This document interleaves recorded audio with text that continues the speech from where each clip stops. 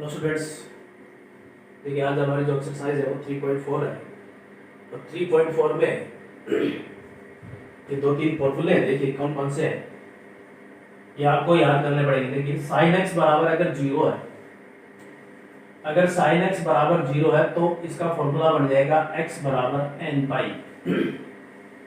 Sign x बराबर अगर zero है तो एक्स बराबर क्या हो गया, एन पाई। अगर साइन एक्स बराबर साइन वाई है, अगर फॉर्मूला आपको इस रूप में है साइन एक्स बराबर साइन वाई, तो एक्स बराबर एन पाई प्लस माइनस एक की power n y for all n belongs to i. N क्या है यहाँ पे, इंटीजर है, यानी एन क्या है यहाँ पे, इंटीजर है। इंटीजर का मतलब एन एक पूर्णांक संख्या है। यहाँ पे एन क्या है, पूर्णांक संख्या, एन इंटीजर। एक फॉर्मूला तो ये हो गया साइन एक्स बराबर साइन वाई, तो एक्स बराबर एन पाई प्लस माइनस एक की power n y for all n belongs to, ये उल्टा जो ए है ये फॉर ऑल प्रत्येक के लिए, for all n belongs to i. N क्या है यहाँ पे, इंटीजर है। इंटीजर का मतलब 0 1 2 3 जो भी है, एन बिलोंग्स टू आई। दूसरा फॉर्मूला देखिए, ये दो फॉर्मूले हैं यहाँ पे, एक ये दो, ये साइन एक्स के फॉर्मूले दोनों। दूसरा फॉर्मूला है cos x बराबर 0 है। अगर cos x बराबर 0 है तो फॉर्मूला बन जाएगा x बराबर 2n प्लस 1 पाई बाई 2। क्या बन जाएगा, अगर cos x बराबर 0 है तो x बराबर 2n प्लस 1 पाई बाई 2 बन जाएगा। तीसरा है cos x बराबर cos y। cos x बराबर cos y, तब x बराबर 2n pi plus minus y। cos x बराबर cos y है तो x बराबर 2n pi plus minus y for all n belongs to i। n का यहाँ पे एक पूर्णांक संख्या है, n एक इंटीजर है। चौथा फॉर्मूला देखिए, अगर tan x बराबर 0 है, tan x बराबर 0 है तो x बराबर क्या हो जाएगा, n पाई। x बराबर क्या हो जाएगा, n पाई। अगर tan x बराबर tan y है, tan x बराबर tan y है तो x बराबर n pi plus y for all n belongs to i। अगर tan x बराबर tan y है तो x बराबर n pi plus y for all n belongs to i। अब यदि फॉर्मूले पे देखिए, मैं आपको पहला फॉर्मूला बताता हूं। sin x बराबर अगर 0 है, अगर मेरे पास में कंडीशन है कि sin 3x बराबर 0 है, sin 3x बराबर 0 है, तो देखिए x बराबर क्या होता है मेरे पास में, n पाई। तो यहां पर मेरे पास में एंगल क्या है, 3x है। यहाँ पे एंगल क्या है, x है, x बराबर n पाई, इसका फॉर्मूला होगा। अगर sin x बराबर 0 है तो इसका एंगल क्या है, x है, तो x बराबर क्या हो गया, n पाई। तो मेरे पास में देखिए sin 3x बराबर 0 है तो इसका एंगल क्या है यहाँ पे, 3x, तो 3x बराबर क्या हो जाएगा, n पाई, क्योंकि x बराबर क्या होता है, n पाई। तो यहाँ पे एंगल क्या है, 3x, तो 3x बराबर क्या हो जाएगा, n पाई। तो यहां से x की वैल्यू निकालूंगा तो हो जाएगा x बराबर n पाई बाई 3। ये इसका आंसर हो जाएगा, x बराबर n पाई बाई 3। अब देखिए इस पर ही निकालता हूं मैं। मेरे पास में sin x बराबर है 1/2। मेरे पास में sin x बराबर 1/2 दे रखा है। क्या दे दिया, अब की बार sin x बराबर, ये तो 0 था, लेकिन अब की बार क्या दे दिया, sin x बराबर 1/2, यानी कि ये बढ़ गया sin x बराबर sin y। sin x बराबर sin y है ये, तो मैं 1/2 को sin y बनाऊंगा। कैसे बनाऊंगा, अब देखिए ये अगर sin है तो ये वैल्यू sin के अंदर कितने की होती है, ये जो वैल्यू है 1/2, ये sin में कितने की वैल्यू होती है, sin 30 की होती है। यानी कि इसको मैं क्या लिख सकता हूं, रेडियन में पाई बाई 6। तो मैं इसको लिखूंगा, देखिए sin x बराबर, ये sin में कितने की वैल्यू होती है, sin पाई बाई 6, यानी कि ये हो गया sin 30 डिग्री, और sin 30 का मान क्या होता है, 1/2। बात समझ में आ रही है। sin मेरे पास में एक वैल्यू है sin x बराबर 1/2। अब ये sin है तो इसका मतलब ये sin में ही एक वैल्यू है, ये आपको पता होना चाहिए कि sin में ये कितने की एक वैल्यू है। तो 1/2 sin में कितने की वैल्यू होती है, sin 30 की, और sin 30 को मैं रेडियन में लिखूंगा तो sin 30 को क्या लिख सकता हूं, पाई बाई 6। तो ये हो गया sin x बराबर sin y। अब यहां पर देखिए sin x बराबर sin y, sin x बराबर sin y बन गया। तो इसका फॉर्मूला क्या है, x बराबर ये जो एंगल है x, तो मेरे पास में इधर क्या है x बराबर n पाई प्लस माइनस 1 की पावर n y का मतलब मेरे पास में y यहाँ पे कितना है, ये है इसका y कितना है इसका π/6 for all n belongs to I। ये आ गई इसकी, इसको बोलते हैं जर्नल टर्म, इसका जर्नल सॉल्यूशन। ये क्या आ गया इसका जनरल सॉल्यूशन, यानी कि व्यापक हल। क्या आ गया इसका व्यापक हल आ गया। मेरे पास में थी sin x बराबर 1/2, मेरे को इसका जर्नल सॉल्यूशन निकालना है। क्या निकालना है, जर्नल सॉल्यूशन। तो जर्नल सॉल्यूशन निकालने के लिए क्या करेंगे, ये sin x है, ये 1/2 है, तो ये sin x है, तो ये sin में किसी एक की वैल्यू होगी, चाहे 30 की हो 60 की हो, जो भी है, इधर जो वैल्यू है वो आपको पहचाननी है कि कितने की वैल्यू होती है। तो sin x बराबर 1/2, तो 1/2 sin में कितने की होती है, 30 की, sin 30 की होती है। तो sin 30 को मैं क्या लिख सकता हूं, sin π/6, रेडियन में लिखेंगे 30 डिग्री, क्योंकि यहाँ पे रेडियन में काम आएगा सब कुछ, डिग्री में हम कुछ नहीं लिखेंगे यहाँ पे। तो देखिए sin 30 को मैंने लिखा है sin π/6, अब ये बन गया sin x बराबर sin y, ये बन गया sin x बराबर sin y। तो ये देखिए यहाँ से ये एंगल है sin x बराबर sin y, तो ये एंगल उठाया यहाँ से x बराबर, इसका फॉर्मूला होता है ये n पाई प्लस माइनस 1 की पावर n और y, ये जो एंगल यहाँ पे होगा y, ये यहाँ पे आएगा, y की जगह क्या आ जाएगा π/6 for all n belongs to I। इसको बोलेंगे जर्नल सॉल्यूशन, इसका व्यापक हल। क्या बोलेंगे, जर्नल सॉल्यूशन या इसका व्यापक हल। अब देखिए ये तो था इसका जनरल सॉल्यूशन, अब मेरे को निकालना है इसका प्रिंसिपल सॉल्यूशन। क्या निकालना है, प्रिंसिपल सॉल्यूशन।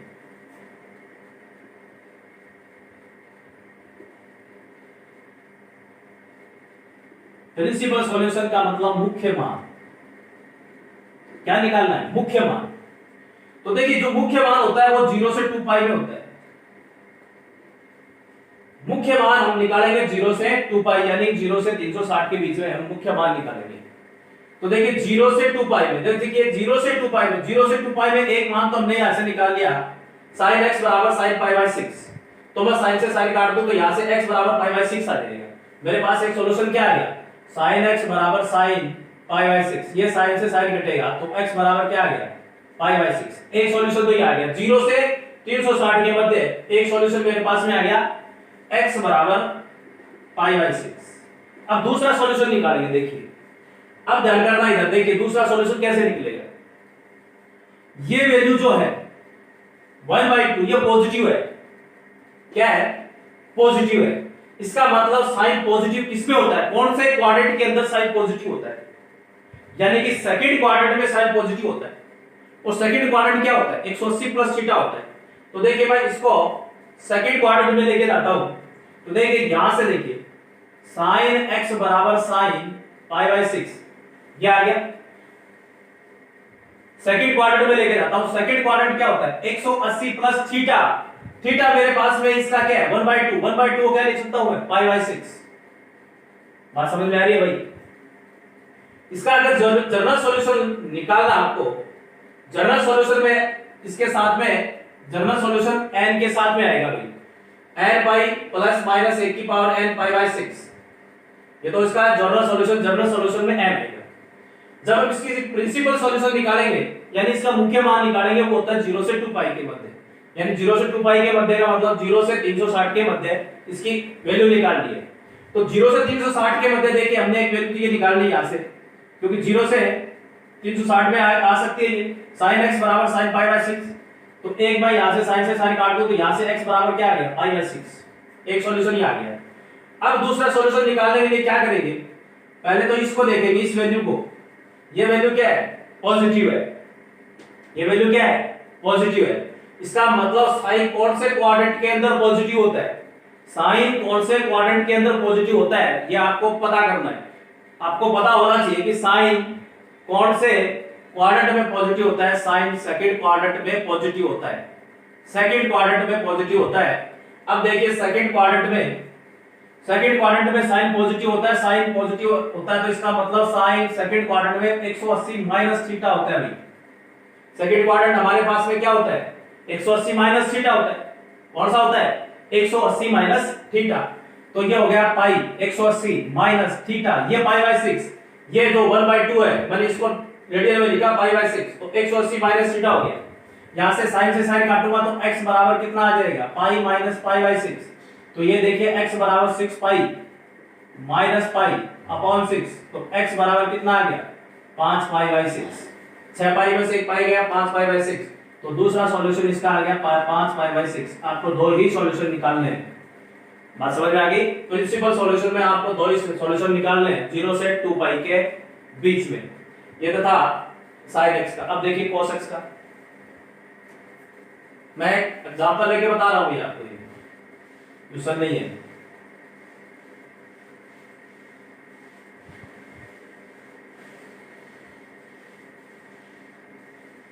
अगर आपके पास में देखिए दूसरा फॉर्मूला क्या है, ये तीसरा था भाई, ये चौथा, ये पांचवा, ये छठा। अब दूसरा हो गया, तीसरा देखिए अगर आपके पास में cos 5x बराबर 0 है, cos 5x बराबर 0 है, तो यहां से एंगल देखिए x हमारे पास में एंगल कितना है 5x, तो मैं इसको लिखूंगा 5x बराबर 0 है। तो मेरे पास में फॉर्मूला क्या बनता है 2n plus 1 pi by 2, 5x बराबर 2n प्लस 1 पाई बाय 2। यहां से x की वैल्यू निकाल दें, x बराबर 2n प्लस 1 पाई बाय 10 हो जाएगा। 5 इस डिवाइड के नीचे आ जाएगा, कितना हो जाएगा 5 2 10 हो जाएगा। तो x बराबर क्या आ जाएगा 2n प्लस 1 पाई बाय 10। ये तो आ गया cos x बराबर 0 हो तब। यहाँ पे cos 5x की जगह cos 3x भी हो सकता है, cos 2x भी हो सकता है, cos 10x भी हो सकता है, कुछ भी हो सकता है, लेकिन फॉर्मूला आपके पास में यही होगा 2n प्लस 1 पाई बाय 2। यहाँ पे एंगल में जो भी चीज होगी वो डिवाइड में चली जाएगी, दैट्स ऑल।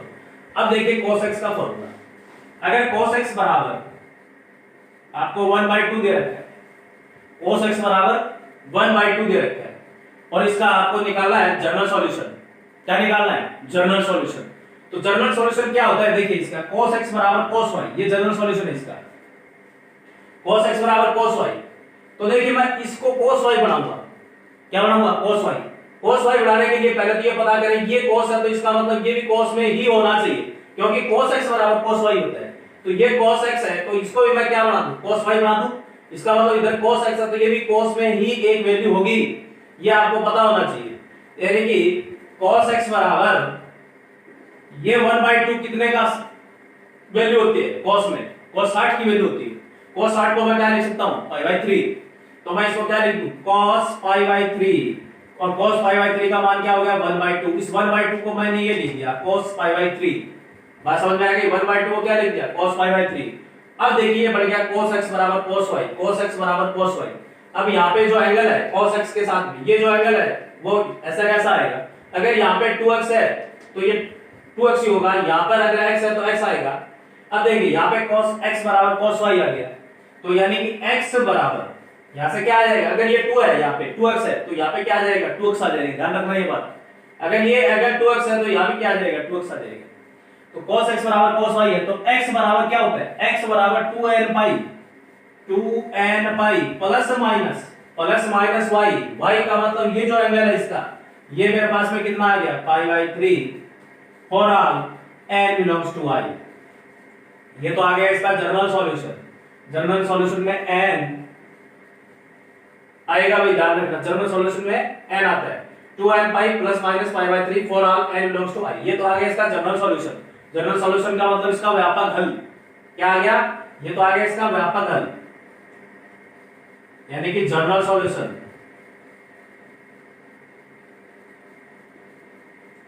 ये आ गया इसका जनरल सॉल्यूशन।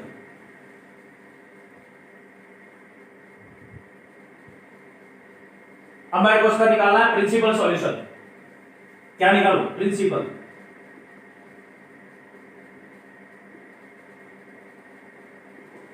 यानी कि मुख्य मान,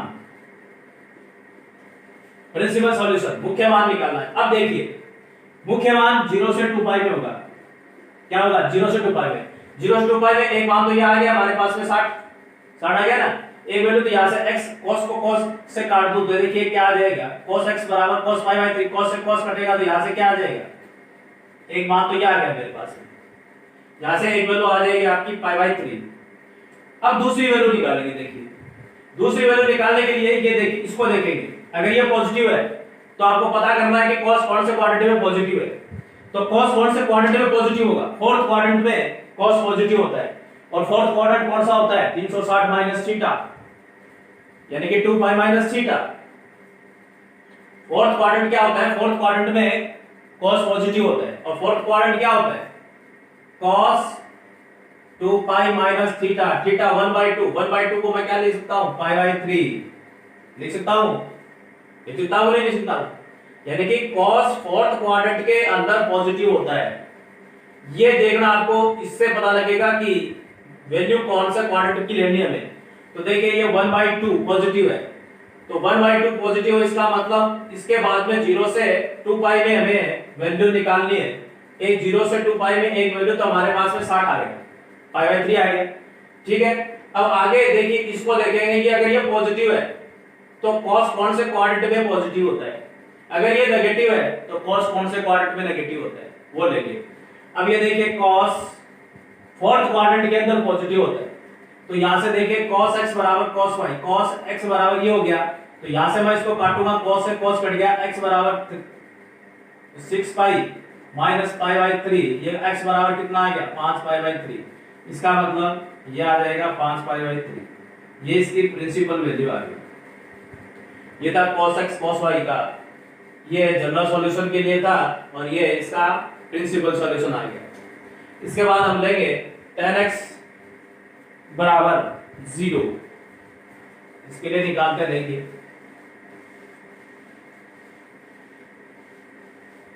और tan x बराबर क्या होता है, यानी कि यहां से मैं tan 2x बराबर मेरे पास में आ गया 0, और tan 2x बराबर 0 आ गया, तो x बराबर इसके लिए फॉर्मूला क्या होता है n पाई, तो यहां से क्या आ जाएगा 2x बराबर क्या आ जाएगा n पाई, तो x बराबर क्या आ जाएगा n पाई बाई 2, ठीक है भाई। अगर आपको tan x बराबर आपको दे रखा है √3, tan x बराबर दे रखा है √3, तो इसको बढ़ाएंगे tan x बराबर tan y, tan x बराबर tan y, तो ये tan में है तो ये वैल्यू tan में ही होगी किसी एक की, तो देखिए tan x बराबर ये tan में कितने की वैल्यू होती है tan पाई बाई 3, tan 60 की होती है, √3 किसकी होगी tan 60 की, tan पाई बाई 3 लिख सकता हूं इसको। तो देखिए इसका जनरल सॉल्यूशन क्या होगा tan x बराबर tan y, x बराबर, तो यहां से क्या आ जाएगा x बराबर n pi plus y, y क्या है मेरे पास में पाई बाई 3, ये, और for all n belongs to i, n क्या है, n एक पूर्णांक संख्या है, n एक इंटीजर है, n का मतलब 0 1 2 3 जो भी है, तो x बराबर ये तो आ गया इसका जनरल सॉल्यूशन। अब इसका प्रिंसिपल सॉल्यूशन निकालेंगे, तो प्रिंसिपल सॉल्यूशन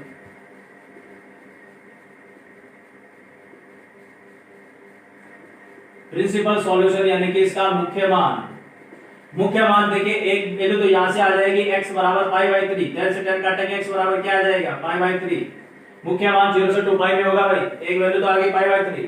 अब देखिए यहाँ पे tan, यहाँ पे ये पॉजिटिव है तो इसका मतलब tan कौन से क्वाड्रेंट में पॉजिटिव होता है, tan थर्ड क्वाड्रेंट में पॉजिटिव होता है, और थर्ड क्वाड्रेंट क्या होता है 180 प्लस थीटा होता है, क्या होता है 180 प्लस थीटा, तो मैं इसको लिख सकता हूं, देखिए tan x बराबर tan 180 प्लस थीटा, थीटा मेरे पास में क्या है पाई बाई 3, यह √3 कितने का मान होता है पाई बाई 3 का, तो देखिए tan से tan कट जाएगा, यहां से x आ जाएगा 3 pi plus 4 pi by 3, x की वैल्यू क्या आ जाएगी 4 पाई बाई 3, दूसरी वैल्यू क्या आ गई इसकी 4 पाई बाई 3, ये इसका प्रिंसिपल सॉल्यूशन आ गया भाई। तो ये थे आपके 3-4 फॉर्मूले हैं, इनको अच्छे से याद कर लेना, बहुत काम की चीज है भाई, ध्यान रखना ही, और इन्हीं पे क्वेश्चन हम सॉल्व करते हैं अभी।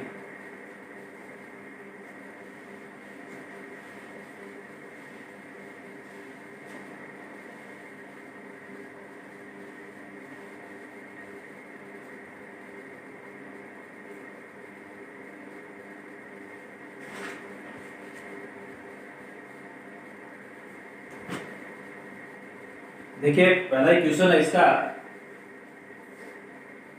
क्वेश्चन फर्स्ट क्या कहता है ये, इसका जनरल सॉल्यूशन और वो निकालना है प्रिंसिपल सॉल्यूशन। tan x बराबर √3, tan x बराबर √3 ये सॉल्यूशन है, तो tan x बराबर tan y होना चाहिए। पहले इसका क्या निकालेंगे, जनरल सॉल्यूशन निकाल रहा हूं पहले। तो tan x बराबर tan y, ये tan में कितने की वैल्यू होती है, tan 60 की। तो मैं इसको लिख सकता हूं tan x बराबर tan 60 को मैं क्या लिख दूं, π/3। ठीक है, रेडियन में आता है भाई, यहाँ पे डिग्री में नहीं आएगा कोई भी चीज।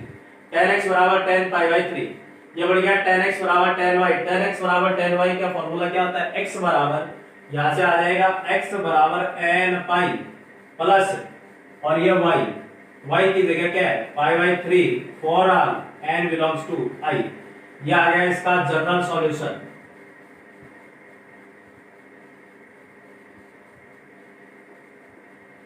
यानी कि व्यापक हल, ये तो आ गया इसका व्यापक हल। अब इसका निकालेंगे प्रिंसिपल सॉल्यूशन।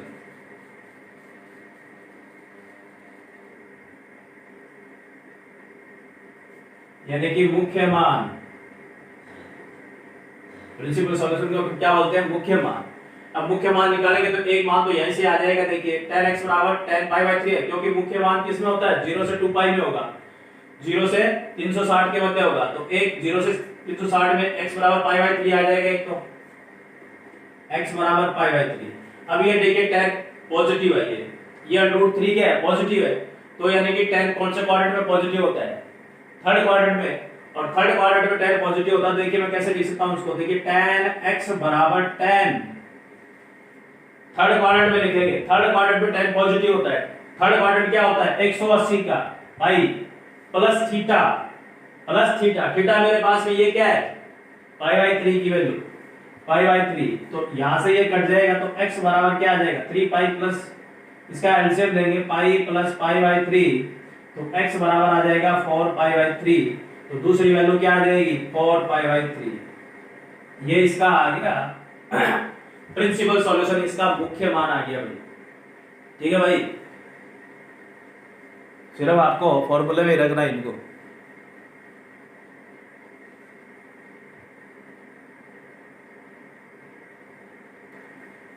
सेकंड क्वेश्चन देखिए इसका, sec x बराबर 2,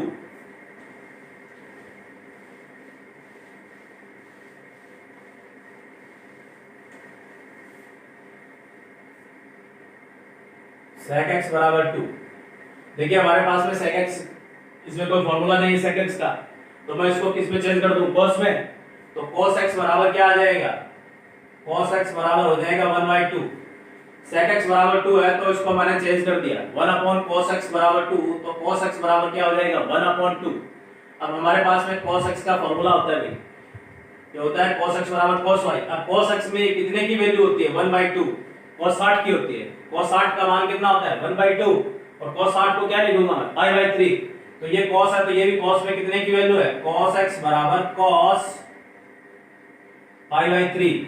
cos 60 की 1/2 कितने की वैल्यू होती है, cos 60 की, और cos 60 को मैं क्या लिख सकता हूं, π/3। ये cos है, तो ये भी cos की ही एक वैल्यू होनी चाहिए, इधर cos है तो इधर भी cos ही आना चाहिए।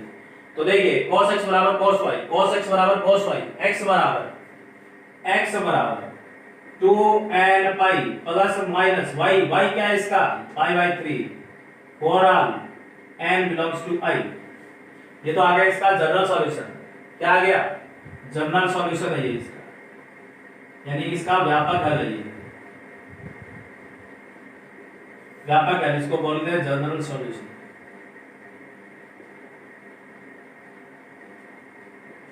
ये तो आ गया इसका जनरल सॉल्यूशन, व्यापक हल।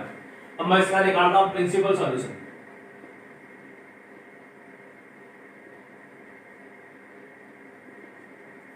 यानी कि मुख्य मान, और मुख्य मान क्या होता है, 0 से 2 पाई में होता है। मुख्य मान क्या होगा, 0 से 2 पाई में। एक मान तो हमारे पास में देखिए x बराबर यहीं से आ जाएगा π/3, x बराबर π/3 आ गया। अब देखिए cos यहाँ पर 1/2 क्या है, पॉजिटिव है। इसका मतलब cos कौन से क्वाड्रेंट में पॉजिटिव होता है, cos कौन से क्वाड्रेंट में पॉजिटिव होता है, फोर्थ क्वाड्रेंट में cos पॉजिटिव होता है। तो देखिए यहां से cos x बराबर cos फोर्थ क्वाड्रेंट में पॉजिटिव होता है। तो फोर्थ क्वाड्रेंट क्या होता है, 2 pi minus theta, 360 minus theta, fourth quadrant में माइनस थीटा, और थीटा हमारे पास में 1/2 को मैंने क्या लिखा, पाई/3, ये आएगा पाई/3। तो cos 1/, ये देखिए 1/2 कौन से क्वाड्रेंट में, cos, इधर देखिए cos x बराबर 1/2, यानी कि cos x है वो दे रखा है आपको 1/2। अब cos ये पता कीजिए कि कौन से क्वाड्रेंट में पॉजिटिव होता है, क्योंकि 1/2 पॉजिटिव इधर, तो cos कौन से क्वाड्रेंट में पॉजिटिव होता है, फोर्थ क्वाड्रेंट में पॉजिटिव होता है। और फोर्थ क्वाड्रेंट क्या होता है, 360 माइनस थीटा, तो 2 पाई, 360 को मैं क्या लिख सकता हूं, 2 पाई माइनस थीटा, थीटा है 1/2, 1/2 को मैं क्या लिख सकता हूं, पाई/3। तो यहां से देखिए x बराबर क्या आ जाएगा, 2 पाई माइनस पाई/3, तो x बराबर 3 दूनी 6 पाई माइनस पाई 5 पाई/3 आ जाएगा। तो देखिए दूसरा सॉल्यूशन इसका आ जाएगा 5 पाई/3। ये इसका प्रिंसिपल सॉल्यूशन आ गया भाई। आपको दो ही सॉल्यूशन निकालने हैं, प्रिंसिपल सॉल्यूशन में आपको दो ही निकालने हैं।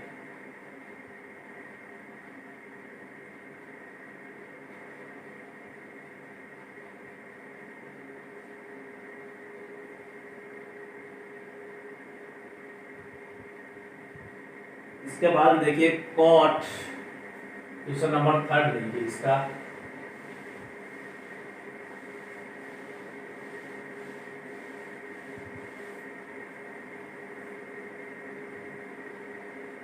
cot x बराबर -√3, cot x बराबर माइनस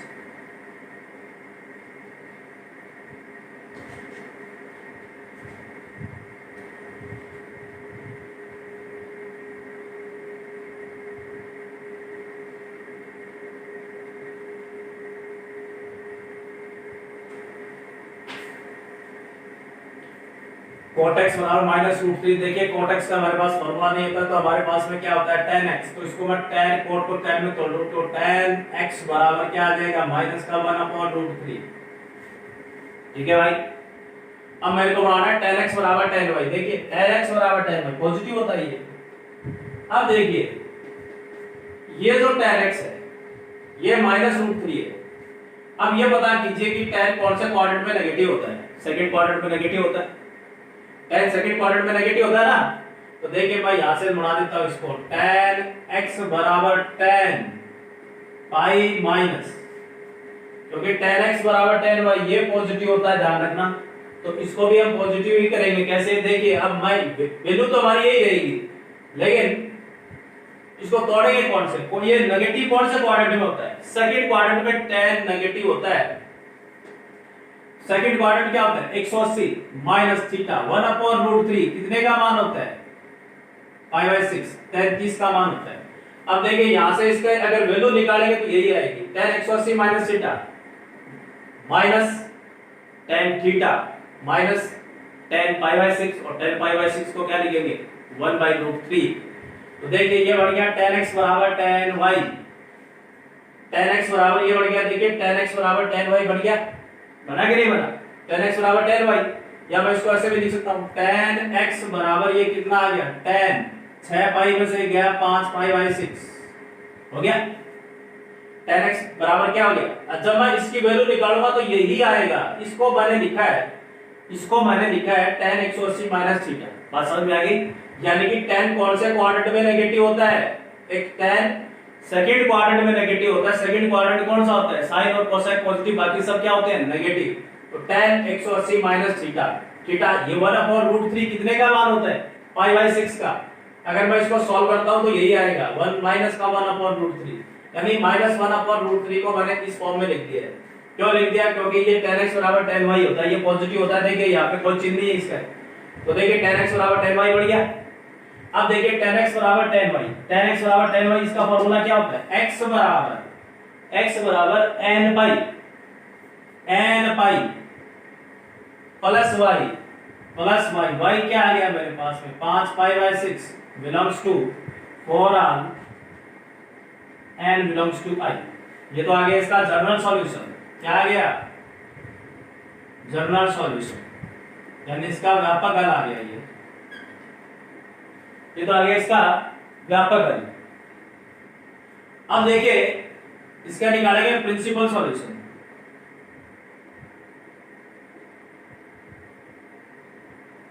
प्रिंसिपल सॉल्यूशन, एक सॉल्यूशन तो ये आ गया हमारे पास में x बराबर क्या आ गया 5 पाई बाई 6। अब देखिए दूसरा कौन से क्वाड्रेंट में नेगेटिव होता है, फोर्थ क्वाड्रेंट में tan नेगेटिव होता है, तो tan x बराबर tan 2 पाई माइनस ये कितने का मान होता है पाई बाई 6 का, पाई बाई 6। तो x बराबर कितना आएगा 6 दूनी 12, 12 में से 1 गया 11 पाई बाई 6। तो इसका दूसरा सॉल्यूशन क्या आ जाएगा 11 पाई बाई 6। ये आ गया भाई इसका 11 पाई बाई 6।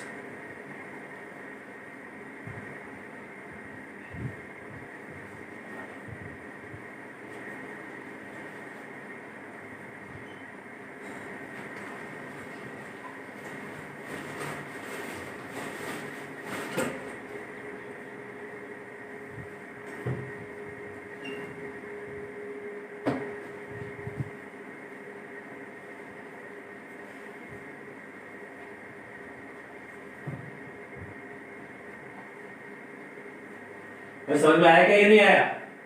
देखिए cot x माइनस रूट 3, cot x का हमारे पास में कोई फॉर्मूला नहीं है इसलिए हमने cot को किस में चेंज कर दिया tan को -1 अपॉन रूट 3। अब ये पता करना है क्योंकि ये फॉर्मूला क्या होता है tan x बराबर tan y पॉजिटिव होता है, यहाँ पे क्या है ये नेगेटिव। अब नेगेटिव को देखिए इस नेगेटिव को मैं कैसे लिख सकता हूँ, अब ये पता करूंगा कि ये कौन से क्वाड्रेंट में नेगेटिव होता है। तो tan सेकंड क्वाड्रेंट में नेगेटिव होता है तो tan 180 माइनस थीटा, थीटा हमारे पास में देखिए 1 अपॉन रूट 3 कितने का मान होता है tan 30 का। tan 30 को मैं क्या लिख सकता हूं पाई बाई 6। तो tan 180 माइनस थीटा, थीटा मेरे पास में क्या गया पाई बाई 6, 1 बटा रूट 3 कितने का मान होता है tan 30। और tan 30 को क्या लिख सकता हूं पाई बाई 6। तो सेकंड क्वाड्रेंट में नेगेटिव होता है पाई माइनस पाई बाई 6। अब देखिए यहां से tan x बराबर ये क्या हो गया 6 पाई माइनस पाई बाई 6। अब ये बढ़ गया tan x बराबर tan y, तो x tan x बराबर tan y, x बराबर n pi plus y, n pi plus y क्या है हमारे पास में पाई बाई 6। अब इसका निकालेंगे प्रिंसिपल सॉल्यूशन। एक तो आ गया मेरे पास में 5 पाई, इसको यहां से अगर काटता हूं तो x बराबर 5 पाई बाई 6 एक सॉल्यूशन, क्योंकि इसका जो इंटरवल होता है वो 0 से 2 पाई में होता है। तो 0 से 2 पाई में एक तो ये आ गया मेरे पास में 5 पाई बाई 6। दूसरा क्या होगा, अब दूसरा ये पता करेंगे कि और ये कौन से क्वाड्रेंट में नेगेटिव होता है। एक तो ये कौन से में होता है सेकंड क्वाड्रेंट में, थर्ड क्वाड्रेंट में tan पॉजिटिव होता है, फोर्थ क्वाड्रेंट में ये क्या होता है नेगेटिव। फोर्थ क्वाड्रेंट क्या होता है 360 माइनस थीटा। तो tan x बराबर tan 2 पाई 360 माइनस थीटा, थीटा मेरे पास में 1 बटा रूट 3 को क्या लिखूंगा पाई बाई 6, पाई बाई 6 हो गया। तो यहां से देखिए इसको सॉल्व करेंगे, ये tan से tan काट देंगे, यहां से tan से tan काटेंगे तो क्या आ जाएगा x बराबर 6 दूनी 12 में से 1 गया 11 पाई बाई 6। तो दूसरा सॉल्यूशन इसका क्या आ जाएगा 11 पाई बाई 6। तो ये थे आपके जनरल सॉल्यूशन और प्रिंसिपल सॉल्यूशन। तो आज के लिए देखिए इतना ही है, आप इन क्वेश्चन को निकालेंगे, इन फॉर्मूलाज को अच्छे से याद करेंगे। आज के लिए इतना ही, धन्यवाद।